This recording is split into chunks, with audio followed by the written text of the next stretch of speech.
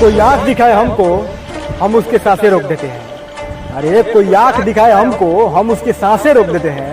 और बेटा हम जात के हैरान हैं, बेटा हम जात के हैरान हैं, बिना वार्निंग के ही ठोक देते। जय यादव, जय माता।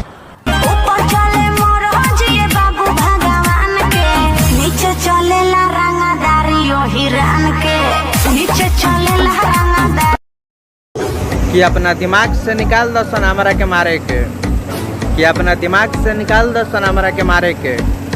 हम ठाकुर के लड़का हैं, हमारा बहुत बढ़िया से मालूम बाटे धोनी जैसन आदमी के सबक सिखावे के।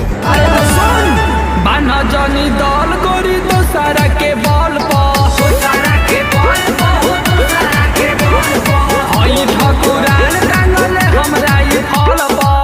बदमाशी नहीं करनी मेरे भाई, शराफत में जिंदगी गुजार देंगे। कि बदमाशी नहीं करनी मेरे भाई, शराफत में जिंदगी गुजार देंगे। हम लोग अहीर जात के हैं, अगर आ गई बात असूलों पे तो भारी सभा में गोली मार देंगे। हर एक की अपना मन के मालिक हैं, प्यार मोहब्बत से दूर बानी। हर एक की अपना मन के मालिक हैं, प्यार मोहब्बत से दूर बानी।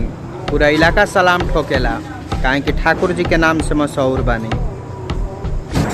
के